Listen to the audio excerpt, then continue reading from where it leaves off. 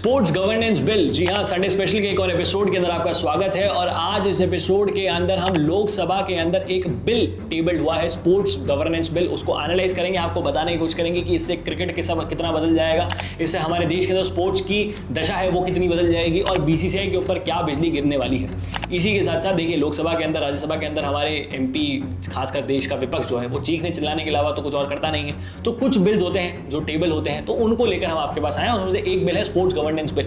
अगर हम इस बिल के बारे में जानने की कोशिश करते हैं तो इसकी सबसे पहली मेजर फाइंडिंग यही है कि एक नेशनल फेडरेशन बनाई जाएगी, एक नेशनल बोर्ड बनाया जाएगा जिसके अंडर जितने भी स्पोर्ट्स के रैंडम अलग अलग बोर्ड्स हैं वो उसके अंडर आ जाएंगे। वो एक अम्ब्रेला बॉडी होगी, उसके नीचे ये सारे बोर्ड आएंगे। जैसे फुटबॉल का जो बोर्ड है वो आएगा, बीसीसीआई आएगा, हॉकी का, टेनिस का, गोल्फ का, चेस का, ये सारे जितने भी स्पोर्ट्स हैं, इनके जितने भी बोर्ड्स हैं वो उस नेशनल बॉडी के नीचे आएंगे।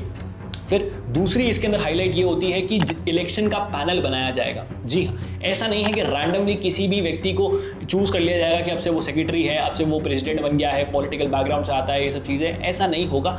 जो लायक होंगे उनके लिए एक इलेक्शन पैनल बनाया जाएगा, प्रॉपरली इलेक्शन कराए जाएंगे, प्रॉपर सारी चीज़ें होंगी। अगर हम तीसरी फाइंडिंग की तरफ बढ़ते हैं तो वो हमें ये बताती है कि ट्रिब्यूनल सेटअप किया जाएगा। ट्रिब्यूनल क्या होता है, वो हाई हिरार्की के अंदर हाई कोर्ट से थोड़ा नीचे होता है, लेकिन अगर आप किसी स्पेसिफिक चीज़ के लिए ट्रिब्यूनल सेटअप करते हैं तो ट्रिब्यूनल हाई कोर्ट की इक्विवेलेंट होता है, और स्पोर्ट्स का ट्रिब्यूनल सेटअप किया जाएगा जिसके अंदर स्पोर्ट्स रिलेटेड मामले ही सुने जाएंगे। जितने भी स्पोर्ट्स के मामले हैं, जितनी भी सारी चीज़ें हैं कि आप वहाँ पे सिलेक्ट हुए नहीं हुए, क्या कैटेगरी है क्या नहीं है, वो सारे के सारे उन्हीं ट्रिब्यूनल्स के अंदर सुने जाएंगे। और उस ट्रिब्यूनल का जो वर्डिक्ट है वो डायरेक्टली सुप्रीम कोर्ट के अंदर ही आप चैलेंज कर सकते हैं, आपको कहीं हाई कोर्ट में जाने की जरूरत नहीं पड़ेगी। इसी के साथ साथ एक और चीज़ ये भी तय कर दी गई है कि एक टीम सिलेक्शन, जैसे टीम को जब सिलेक्ट किया जाता था कौन खेलने जाएगा, कौन खेलेगा, कौन नहीं खेलेगा, तो उसके अंदर बहुत पॉलिटिक्स होती थी। तो टीम सिलेक्शन कमेटी भी बनाई जाएगी जिसके अंदर एक्स एथलीट्स होंगे, महिलाएं होंगी और कुछ समझदार लोग होंगे। ऐसा नहीं कि जिसका मन करेगा वो उठकर आ जाएगा और फिर ये देखिए कि चलो हो गया, मजे करिए, ये सब चीज़ें नहीं होने वाली है। इनफैक्ट एक और चीज़ ये भी है कि जो president, vice president, secretary general जो भी सब चीज़ें बनते हैं, जो पोस्ट संभालते हैं, उनकी एज फिक्स कर दी गई है कि 75 साल ही आपकी एज रहेगी। इनफैक्ट उनका टेन्योर भी फिक्स कर दिया गया है कि आप 12 साल तक ही किसी एक पोस्ट पर रह सकते हैं, 12 साल से ज़्यादा नहीं रह सकते। हमने इस चीज़ को देखा है कि बहुत से स्पोर्ट्स फेडरेशन के अंदर, बीसीसीआई की बात नहीं कर रहा, और भी स्पोर्ट्स फेडरेशन है, टेनिस का हो गया या फिर और कोई स्पोर्ट फेडरेशन हो गए, वहाँ पे फैमिली ने 40 साल से ज़्यादा रूल किया है। एक व्यक्ति 40 साल से उसका प्रेसिडेंट बना हुआ है, आप सोचिए 40 साल से। तो ये एक और चीज़ है। इसी के साथ साथ अगर ये हम इस पूरी प्रक्रिया को समझने की कोशिश करें या देखने की कोशिश करें तो इसके अंदर दो मेजर चीज़ें निकल कर आती है। पहला तो आरटीआई के अंदर ये सारी चीज़ें आ जाएंगी। देखिए, बीसीसीआई एट प्रेजेंट आरटीआई में नहीं आता है। बीसीसीआई के अंदर अगर आपको कुछ भी आना तो एक ओपेक प्रोसेस रहता है, क्योंकि बीसीसीआई जो है वो तमिलनाडु के एक रजिस्ट्रेशन एक्ट के तहत, एक कंपनी एक्ट के तहत रजिस्टर्ड है।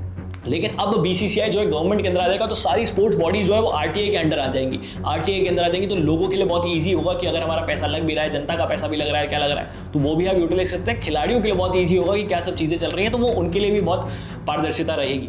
इसके साथ साथ ही इसमें एक और एडिशनल चीज़ ये भी है कि क्रिकेट जो है वो ओलंपिक्स के अंदर 2028 में इंट्रोड्यूस कर दिया जाएगा। अब अगर क्रिकेट इंट्रोड्यूस कर दिया जाएगा तो गवर्नमेंट चाहती है कि उस पर आपकी ऑटोनॉमस बॉडी, आपकी कंट्रोल हो, आपका एक ऑटोनॉमसली आप उसको कंट्रोल कर पाए। तो क्रिकेट को कंट्रोल करने के लिए, देखने के लिए कि कौन जा रहा है कौन नहीं जा रहा है, और प्रॉपरली इस चीज़ को रेगुलेट कर सके, इसलिए स्पोर्ट्स गवर्नेंस बिल भी है। इनफैक्ट ये जो इंडिया का ड्रीम है टू होस्ट ओलंपिक्स इन 2036, उसको भी साकार करेगा, क्योंकि हमें एक अच्छा स्पोर्ट कल्चर चाहिए।